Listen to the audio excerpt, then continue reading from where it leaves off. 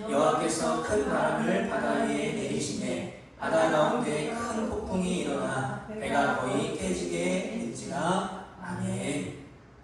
네, 이 시간에는 말씀이 다시 임하니라 라는 말씀의 제목으로 요나서 1장 1절부터 4절까지의 말씀으로 함께 은혜를 나누도록 하겠습니다. 오늘도 이 말씀을 통해서 부르심의 자리를 한 번 더 기억하고 또 사명의 자리를 한 번 더 기억하고 말씀 안에 그 부르심 안에 순종하여 하나님 앞에 귀하게 쓰임받을 수 있는 이곳에 계신 모든 성도님 되시기를 간절히 축복합니다. 한강에 투신했던 극단적인 선택을 했던 한 남자가 깨어났습니다. 죽으려고 한강에 뛰어들었는데 죽지 않고 깨어났어요. 그런데 깨어나서 보니까 서울 중심가 한강의 밤섬에 홀로 표류하게 되었습니다. 여기는 배도 없었고요, 또 구조도 없었고요, 사람도 오지 않았습니다. 그런데 놀랍게도 가끔 유람선이 지나가게 되는데요, 그들 앞에서 헬프라고 글씨를 쓰고 손을 흔드는데도 많은 관광객들이 그 사람을 보면서 그냥 인사만 하고 지나갑니다. 영화 김치 표류기에 나오는 내용입니다. 철저히 고립된 섬, 그리고 외면당한 한 사람의 이야기를 담고 있는 영화입니다. 그가 혼잣말로 이렇게 말해요. 내가 헬프라고 썼지만 다른 사람들이 헬로우라고 읽어주면 좋겠어. 삶을 도망치다가 표류하게 된 한 사람, 그러나 내가 표류했고 도망쳐 왔다는 것을 사람들에게 알리고 싶지 않은, 들키고 싶지 않은, 그래도 나는 괜찮다, 나는 성공했다라는 것을 보여주고 싶은 한 사람의 이야기. 그러나 철저하게 밤섬이라는 곳에 고립되어 있는 한 사람의 이야기가 어쩌면 이 시대를 살아가는 우리의 모습과 너무나 닮아 있어요. 힘들고 어렵지만 나는 잘 살아, 나는 훌륭하게 살고 있어, 나는 너무나 멋지게 살고 있어를 보여주고 싶어하는 우리들의 모습과 너무나 닮아 있습니다. 자, 성경에도 오늘 이렇게 밤섬에 표류된 김씨와 같은 한 사람이 등장하는데요, 바로 요나입니다. 하나님께서는 요나에게 분명하게 말씀하셨어요. 요나서 1장 2절에 보면 너는 일어나 저 큰 성읍 니느웨로 가서 외치라. 분명하게 명령하셨습니다. 그러나 요나는 도망쳤어요. 하나님의 뜻이 마음에 들지 않았고요, 니느웨 사람들을 구원하고 싶지 않았습니다.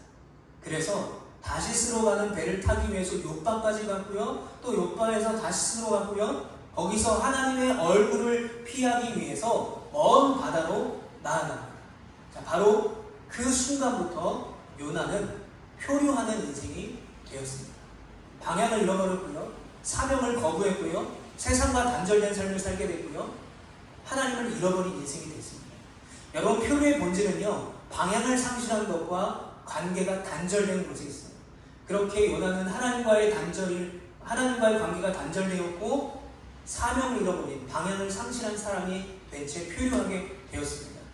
아까 우리가 말씀드렸던 김씨 표류기의 김씨는 세상으로부터의 완전히 단절된 밤섬에서 살았고요, 요나는 하나님으로부터 도망친 바다 그 어딘가에서 물고기 백소에서 각자의 표류를 그렇게 시작하게 되었습니다. 자, 그렇다면 도대체 요나가 어떤 사람이길래 이런 놀라운 하나님의 부르심을 받았으며 또 어떤 사람이길래 그 하나님의 부르심에 불순종했을까? 우리가 요나에 대해서 한번 알아보기를 원합니다. 우리 1절 말씀을 한번 같이 읽어보겠습니다. 시작. 여호와의 말씀이 아미떼의 아들 요나에게 임하니라 이르시되. 자, 여기에 요나에 대한 정보가 간단하게 있습니다. 아미떼라는 사람의 아들 요나예요. 자, 요나라는 이름을 히브리어로 번역하면 비둘기라는 의미를 가지고 있습니다. 여러분, 비둘기 하면 떠오르는 것이 평화, 화해. 너무나 아이러니하게도 니느웨의 구원의 메시지를 전하기 싫어했던 요나의 이름의 뜻이 화해와 평화였습니다. 자, 아버지 아미떼라는 이름의 뜻은요, 신실하다는 뜻이에요. 믿음이 신실한 아버지 밑에서 화해와 평화를 외치는 요나라는 이름의 사람이 태어나게 된 것이죠. 자, 그리고 요나서에 유일하게 요나의 이름이 나오는 곳이 어디냐면 열왕기하 14장 25절 말씀인데 제가 읽어드리겠습니다. 이스라엘의 하나님 여호와께서 그의 종 가드헤벨 아미떼의 아들 선지자 요나를 통하여 하신 말씀과 같이 여로보암이 이스라엘 영토를 회복하되 하맛 어귀에서부터 아라바 바다까지 하였으니. 자, 요나서에 유일하게 요나의 이름이 나오는 것이 바로 열왕기하 14장 말씀입니다. 여기서 뭐라고 말하냐면 요나는 하나님 여호와의 종이라고 말하고 있습니다. 종은요 선택할 수가 없어요. 하나님의 뜻에 무조건 순종해야 되는 것이죠. 그리고 요아스의 아들이었던 여로보암 2세가 왕이었을 때 북이스라엘에서 활동했던 선지자였습니다. 그리고 여기 화면에는 나와 있지 않지만 가드헤벨 출신이라고 말하고 있습니다. 자, 그렇다면 이제 그가 활동했던 북이스라엘이 어떤 곳인지를 한번 알아보기를 원합니다. 이게 이스라엘의 왕이 다윗으로부터 계속해서 세워지기 시작합니다. 사울과 다윗과 솔로몬. 솔로몬 이후에 이 우상을 숭배하고 하나님을 멀리 떠나는 사람들이 너무나 많아서 그 땅에 분열이 일어나게 되죠. 남유다와 북이스라엘로 갈라지게 됩니다. 북이스라엘의 첫 번째 왕은 누구냐면 여로보암 1세 왕입니다. 아까 요나가 활동했던 선지자로 활동했던 때는 여로보암 2세 때예요. 자, 이 여로보암 1세는 느밧의 아들이었고요. 우리가 잘 알고 있듯이 베델과 단에 금송아지를 만들어서 경배하게 했던 왕이었습니다. 그러니까 북이스라엘은 나라가 세워진 처음 시작부터 하나님을 버리고 우상을 숭배했던 곳이었어요. 그런데 그렇게 북이스라엘이 우상을 한참 섬기고 있었을 때쯤에 아수르라는 나라가 세력을 넓히기 시작했습니다. 그리고 세력을 넓히니까 자꾸 이스라엘을 공격하고 위협합니다.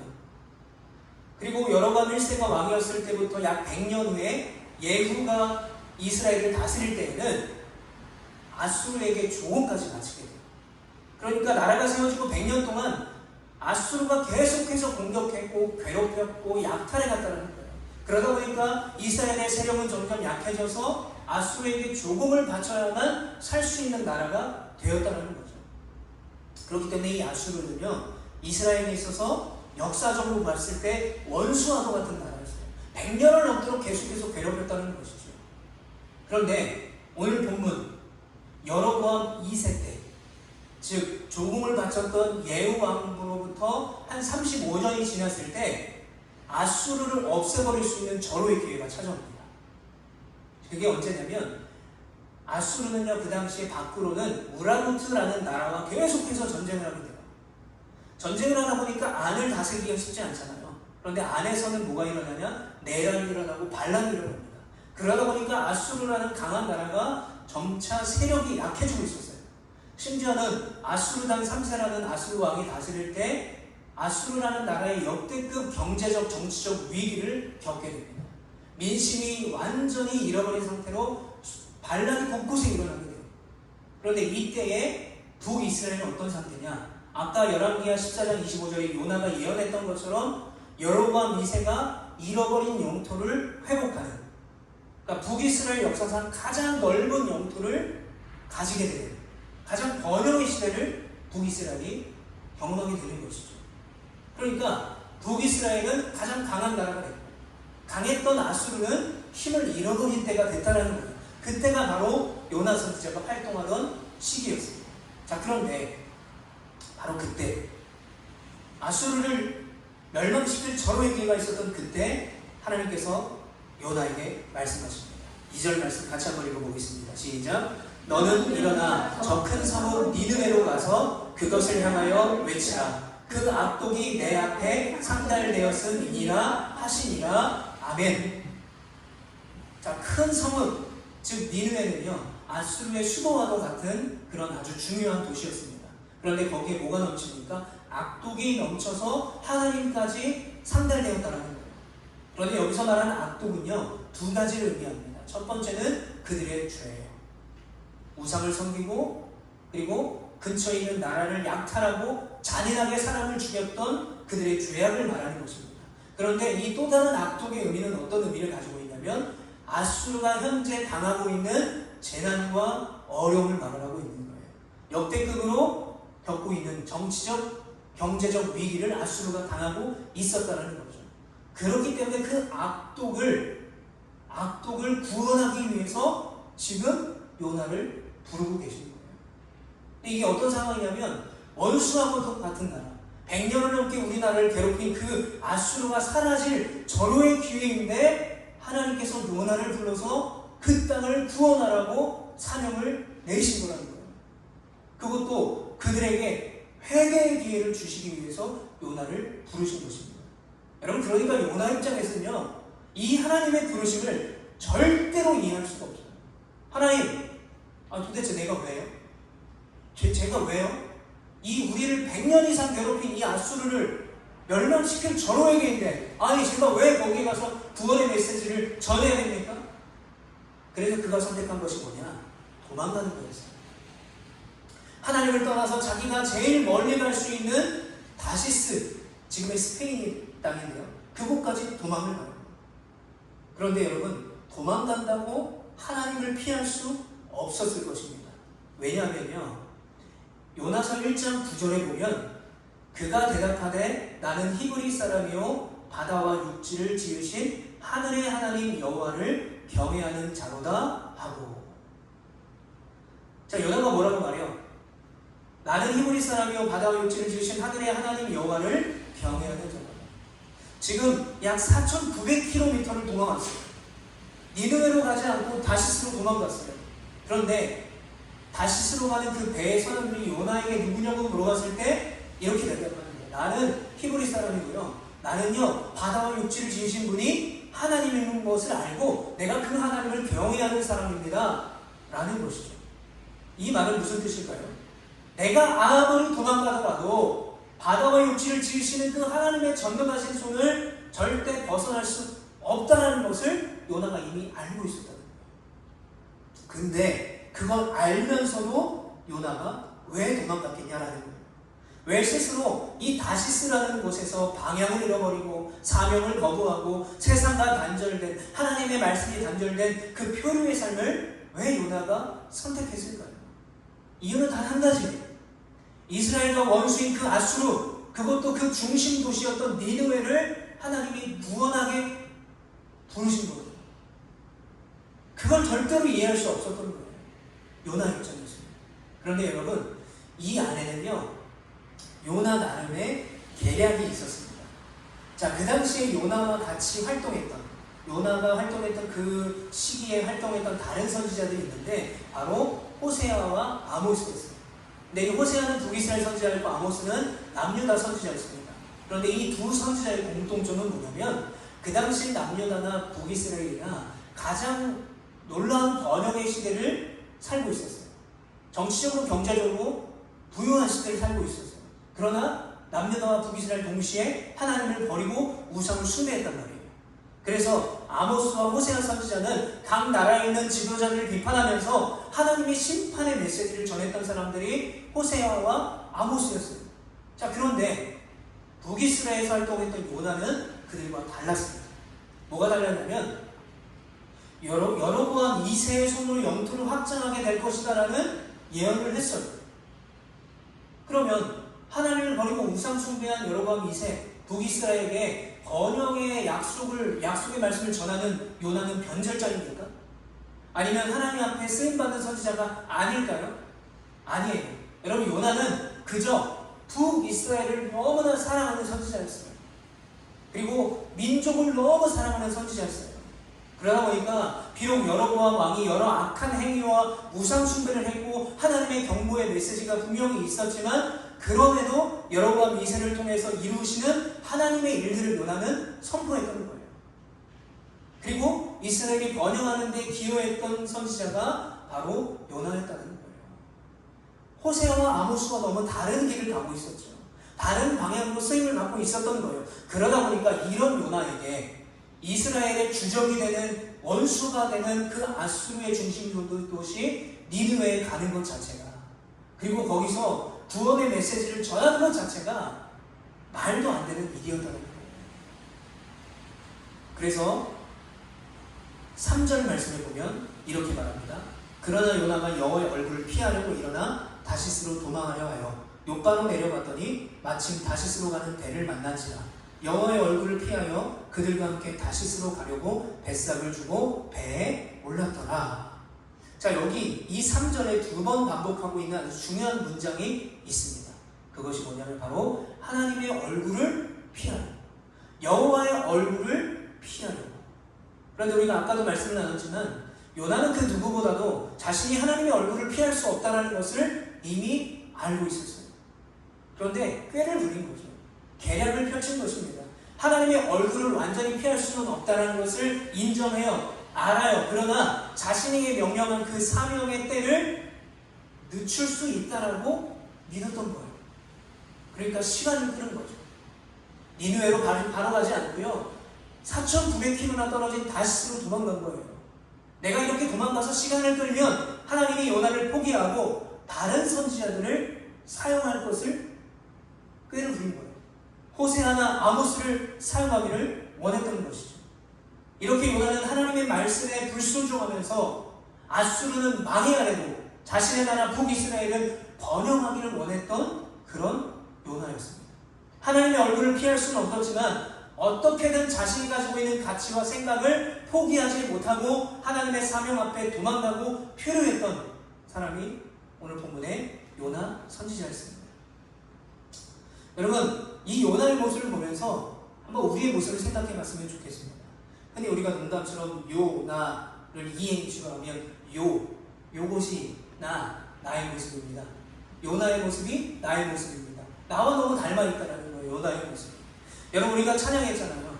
나 무엇과도 주님을 바꾸지 않아요. 오직 주님만이 내 삶의 도움이시니 주의 얼굴 보기 원합니다. 그런데 여러분, 우리가 우리의 삶을 돌아보면요, 우리는 얼마나 자주 하나님을 바꾸는지 몰라요. 다른 세상의 어떤 것과 바꿔요. 왜요? 그게 더 좋아 보이기 때문에. 제가 초등학교 다닐 때, 제가 다닐 때는 국민학교였죠. 제가 국민학교 다닐 때 우유가 나왔습니다. 흰 우유가 나왔는데 떡볶이가 너무 먹고 싶어가지고 이 흰 우유를 떡볶이집에 가져가면요, 떡볶이로 바꿔줬어요.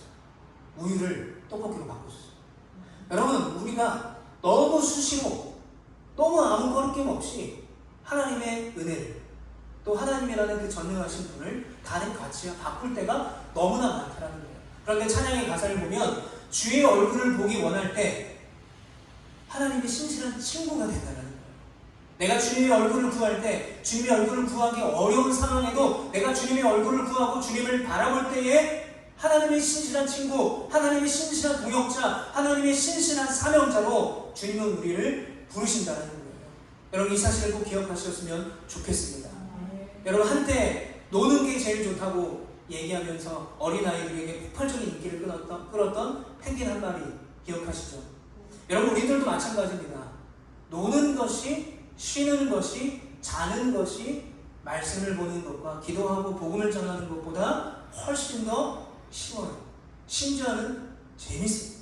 하나님의 일을 하는 것보다 내가 노는 것, 자는 것, 이게 더 재밌어요. 더 쉬워요. 당연한 거죠. 그런데 여러분, 우리가 이렇게 숱하게 너무 자주 하나님의 은혜를 바꿀 때, 또 세상의 일이 더 가치 있다고 느껴질 때에 우리가 꼭 기억해야 될 한 사람이 있습니다. 바로 사도 바울이에요. 사도 바울이 이렇게 고백했어요. 고린도전서 9장 26절부터 27절을 세번역 성경으로 보면, 그러므로 나는 목표가 분명하지 않은 다름질을 하는 것이 아닙니다. 나는 허공을 치듯 이 권투를 하는 것이 아닙니다. 나는 내 몸을 쳐서 굴복시킵니다. 그것은 내가 남에게 복음을 전하고 나서 도리어 나 스스로가 버림을 받지 않도록 하려는 것입니다. 사도 바울이 뭐라고 고백합니까? 내가 세상의 것이 더 가치 있다고 여겨질 때, 내가 복음을 전하는 것보다 자고 쉬고 편하게 사는 것이 더 안락하다고 여겨질 때에, 그럼에도 나는 내 몸을 쳐서 굴복시킨다는 거예요. 왜 굴복시킵니까? 순종하기 위해서. 하나님의 말씀에 순종하기 위해서, 하나님의 얼굴을 바라보기 위해서, 하나님의 말씀에 순종하여 사명자로 살기 위한 그 사명자의 숙명을 바울은 마다하지 않는다는 거예요. 심지어 내 몸을 쳐서 굴복시키는 한이 있더라도 하나님의 말씀 안에 살기 원했던 사도 바울의 고백을 보시면서 여러분, 더 의도적으로, 더 열심히, 더 열정적으로 하나님을 바라보시는 여러분 되시길 축복합니다. 더 열정적으로, 더 열심히 영적인 것을 추구하며 하나님의 말씀에 순종하며 살아가는 우리 모두가 되시기를 축복합니다. 자, 이제 다시 본문으로 돌아가면, 요나는 시간을 끌면 하나님이 요나를 포기하고 다른 선지자들을 보낼 줄 알았습니다. 그런데 이게 웬일입니까? 하나님은 그런 요나를 결코 포기하지 않으세요. 하나님은 요나가 스스로 깨닫기를 기다리셨어요. 그리고 바람을 일으키시고 폭풍을 보내고 결국 물고기를 통해서 다시 요나를 사명의 자리로 붙드셨어요. 이때 요나는요, 바다 깊은 곳 어딘가에서 물고기 뱃속에서 이렇게 기도했습니다. 요나서 2장 4절을 보면 내가 말하기를 주의 목전에서 쫓겨났을지라도 다시 주의 성전을 바라보겠나이다. 아멘. 뭐라고 고백합니까? 내가 주의 목전에서 쫓겨났을지라도, 즉 내가 부르심에 도망가서 더 이상 하나님의 사명자로 쓰임받지 못하고 쫓겨난 사람일지라도 나는 주의 성전을 다시 영원히 바라보겠습니다 라는 결단의 기도를 했던 것입니다. 여러분, 요나는요 물고기 뱃속에서 깨달았던 거예요. 아, 내가 도망쳤지만 하나님은 나를 놓지 않으셨구나. 내가 하나님의 사명을 끊어버리려고 해도 하나님은 나와 다시 연결되기를 원하시는 분이십니다. 그걸 깨달았던 거예요. 그래서 하나님 앞에 다시 나아가 무릎 꿇고 내가 다시 그 사명자의 자리에 서지 못할지라도 나는 하나님을 바라보겠습니다. 내가 하나님의 말씀 안에 서겠습니다. 내가 다시 주의 성전을 바라보겠습니다 라고 결단할 수 있었던 것입니다. 자, 우리가 앞서 서두에 잠깐 영화 이야기를 나눴잖아요. 자, 김치필기에서 가장 인상적인 장면이 나와요. 아마도 여러분들이 이 장면을 보시면 이 음식을 드시고 싶으실 거예요. 바로 짜장면입니다. 밤섬에서 혼자 버티던 이 김씨에게 밤섬을 막 헤매다가 짜파게티 봉지를 찾게 됐어요. 자, 짜파게티 봉지를 찾고 나니 그 안에 수프가 들어있는 거예요. 그래서 짜장면을 먹을 수 있는 희망이 생기기 시작합니다. 왜요? 수프가 있으니까. 뭐만 있으면 돼요? 면만 있으면 되잖아요. 그래서 영화에서는요, 저 뒤에 지금 여기 화면에는 안 나오지만 희망 소비자 가격에서 이 배우가 소비자 가격을 손으로 가려요. 희망이라는 글씨를 봐요. 밤섬에서 고립된 김씨의 희망은요, 짜장면이었어요. 그래서 옥수수 씨를 심어요. 어떻게 심냐면 그것도 옥수수를 먹은 새 똥을 다 긁어 모아서 그걸로 심어요. 그래서 옥수수를 얻어서 옥수수 알을 다 빼고 가루를 만들어서 반죽을 해가지고 짜장면을 끓여서 만들어 먹습니다. 실제로 영화 말미에 짜장면을 만들어 먹는데 성공합니다. 그리고 눈물을 흘리면서 그 짜장면을 먹어요. 왜요? 김씨에게는 짜장면이 희망이었어요. 아무도 없고 고립된 그곳, 표류된 인생, 그곳에서 짜장면이 그에게는 소망이었습니다.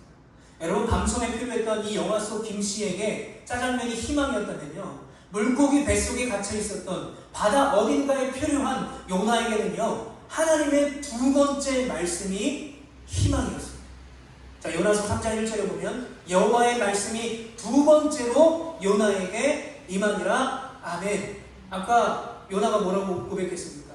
내가 주의 목전에서 쫓겨났을지라도, 내가 더 이상 사명자로 쓰임받지 못할지라도 라고 했는데 하나님은 요나를 포기하지 않으셨어요. 그리고 도망친 그에게 다가오셨고요, 그를 다시 부르셨어요. 다시 말씀하셨어요. 그 말씀이 요나에게는요, 희망의 말씀이었습니다. 왜 그럴까요? 요나를 포기하지 않으신 하나님이 보내신 사랑의 신호였어요. 은혜의 회복이었고요, 사명의 재부르심이었기 때문입니다. 요나가 고백한 것처럼 다시 내가 주의 성전을 바라볼 수 있게 하는 그 희망과 소망의 부르심이었기 때문에 그래요. 그래서 하나님께서는 요나서 2장 10절에 보면 말씀하셔서 물고기가 요나를 토하게 합니다. 그리고 마침내 요나는 하나님의 부르심에 순종해서, 불순종했던 표류가 아니라 부르심에 따라 하나님의 말씀에 순종해 달려가는 아름다운 사명자가 되는 거예요. 우리 요나서 3장 3절 말씀, 화면에 있는 말씀을 보시면서 함께 같이 읽어보겠습니다. 시작. 요나가 여호와의 말씀대로 일어나서 니느웨로 가니라. 니느웨는 사흘 동안 걸을 만큼 하나님 앞에 큰 성읍이었더라. 여러분, 여호와의 말씀대로 일어났다는 거예요. 첫 번째 말씀은 어떻게 했습니까? 여호와의 얼굴을 피하려고 했던 요나가 하나님의 말씀의 은혜를 깨닫고 다시 부르시는 하나님의 말씀 앞에 순종했다라는 거예요. 여러분, 우리가 인생을 살다 보면 우리가 아까 나눴던 그 영화의 김씨와 같이 그 어딘가에 홀로 떠밀려 있는 것 같이 여겨질 때가 있어요. 제가 2년 전, 이제 3년 차가 됐죠. 제주도에 올 때 목회자들 사이에서 내려오는 어떤 한 말이 계속 떠나지 않았어요. 어떤 말이었냐면 이거예요. 사역자가 지방으로 내려가면 갈수록 서울로 다시 올라올 수 없다라는 거예요. 마치 뭐 한양에 가면 성공한다라는 그 말처럼. 그래서 그 생각이 계속 나는 거예요. 제주도는 우리나라의 남쪽 제일 끝인데 내가 거기까지 가면 내가 다시 서울로 올라올 수 있을까? 그리고 저희 어머니는 제주도에 간다는 거에 대해서 굉장히 마음을 아파하셨어요. 제가 경주에도 사역했고 부산에도 사역했기 때문에 저희 어머니가 서울에 사셔서 자녀가 멀리 사는 게 너무 마음이 아프신 거예요. 근데 그것도 제일 밑에 서민 제주도로 간다니까 너무 마음 아파하셨죠. 그런데 그럼에도 하나님께서는 저를 제주도로 보내셨어요. 제가 이제 2번째 신장이식을 받았습니다. 저희 아내에게 신장이식을 받고 회복에 전념하면서 제주도에 오게 되었어요. 제주도에 왔지만 그리고 열심히 회복에 전념해서 쉬고 있었죠. 근데 쉬다 보니까 어떤 생각이 드냐면 내가 앞으로 어떻게 사역을 해야 되지? 내가 이 몸으로 다시 사역을 하면 잘 할 수 있을까? 내가 예전에 그렇게 부교육자로 15년 이상 열심히 사역했던 그 열정을 회복할 수 있을까? 또 다시 한번 표류와도 같은 시간을 보내고 있을 때 하나님께서는 부족한 저를 저희 장인어른께서 심호하신 해변교회 설교의 자리에 저를 세워주셨어요. 말씀을 보게 하셨고요. 말씀을 연구하게 하셨고 또 기도하게 하셨어요.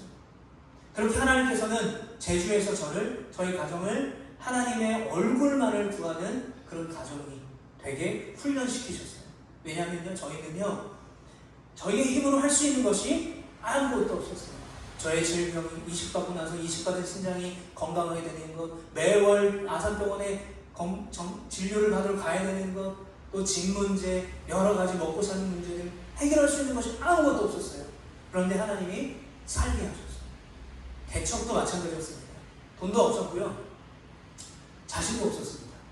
하루아침에 담임 목사가 된다는 것이 두려웠어요. 그리고 솔직히 말하면 하고 싶지 않았어요. 저에게 있어서 개척은요, 마치 니느웨로 가라고 말씀하신 요나가 들은 그 말씀과 비슷했어요. 만약에 저에게 다시 쓰라는 곳이 있다면 도망이라도 갔을 거예요. 그런데 마치 물고기 뱃속에서 꼼짝도 없이 갇혀있던 요나의 모습처럼 도망갈 데가 없는 거예요. 그리고 요나처럼 시간을 끌 수도 없었어요.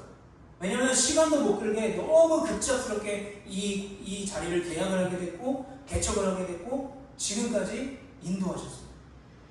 하나님은 저희 가정을 포기하지 않으셨어요. 사명과 은혜의 자리로 우리를 계속해서 끌어올려 주셨어요. 낙심할 때마다, 걱정할 때마다, 두려워할 때마다 그 낙심과 두려움의 그 어두운 그 자리에서 저희 가정을 계속해서 포기하지 않고 끌어올려 주셨습니다. 여러분, 요나는 도망갔습니다. 그러나 하나님은 요나를 포기하지 않으셨습니다. 요나가 불순종했음에도 불구하고 그를 찾아가셨습니다. 2번째 말씀을 주셨어요. 그것은 질책의 말씀이 아니라 희망의 말씀이었고요. 은혜였고 회복의 기회였습니다. 여러분, 삶이 무겁고 하나님의 사명은 버겁게 느껴질 때에 또 삶의 문제가 해결되지 않고 낙심과 두려움이 우리 가운데 찾아올 때에 우리는 반드시 기억해야 됩니다. 하나님은 여전히 우리에게 말씀하시는 분임을 믿으시길 축복합니다. 여전히 우리에게 말씀하시고 우리를 여전히 부르시는 분이시고 우리를 여전히 포기하지 아니하시는 분임을 여러분 믿으시길 축복합니다. 그리고 오늘 이 말씀을 통해서 우리는 우리 스스로에게 이런 질문을 해보면 좋겠어요. 나는 지금 도망치고 있는가? 아니면 나는 응답하고 있는가? 나는 표류하고 있는가? 아니면 나는 하나님의 부르심에 나아가고 있는가? 여러분, 이렇게 질문해 봤으면 좋겠어요. 그런데 여러분, 너무나 다행인 게 뭔지 아세요? 너무나 놀라운 하나님의 은혜가 뭔지 아십니까? 우리가 도망갈지라도, 우리가 그 어딘가에 표류할지라도 하나님은 우리를 절대 포기하지 않으신다는 거예요. 여러분, 이게 얼마나 큰 은혜입니까? 때로는 도망가고 싶을 때가 있고요. 도망갈 때도 있어요. 때로는 할 수 있는 것이 아무것도 없어서 그 어딘가 표류하고 있는 우리들의 모습을 발견하지만 하나님은 우리가 도망을 가더라도 은혜의 자리 안에 우리를 붙들어 주시는 분이에요. 우리가 표류하더라도 그 능력의 오른손으로 우리를 붙들어서 다시 한번 일으켜 세우시는 분임을 믿으시길 축복합니다. 사랑하는 성도 여러분, 우리들에게 있어 하나님께서 두 번째 말씀, 아니 수없이 많은 인내의 말씀들로 다시 말씀하고 계세요. 여호와의 말씀이 다시 임하리라. 말씀이 다시 임하리라. 여러분, 누구에게 임합니까? 나에게 임하는 거예요. 나에게 다시 그 말씀이 임하니라. 우리 가정에 그 말씀이 다시 임하니라. 우리 자녀에게, 우리 교회에게, 이 제주 땅에, 내가 섬기고 있는, 살아가고 있는 그 땅에 하나님의 말씀이 다시 임할 줄 믿습니다. 여러분, 그 말씀을 듣고 응답하시길 바라요. 표류를 멈추고 도망치는 것을 멈추고 그 부르심을 향해 나아가는 여러분 되시기를 축복합니다. 다시 일하시는 하나님의 그 말씀 앞에 그 말씀을 듣고 다시 삶의 방향을 잡고 다시 하나님의 얼굴을 구하고 다시 사명의 자리에 서는 여러분 되시기를, 또 우리 제주보아교회 되기를 예수님의 이름으로 축복합니다. 여호와의 말씀이 다시 나에게 임하니라. 이 말씀 붙들고 한 주를 또한 승리하며 살아갈 수 있는 우리 모두가 되시기를 간절히 축복합니다.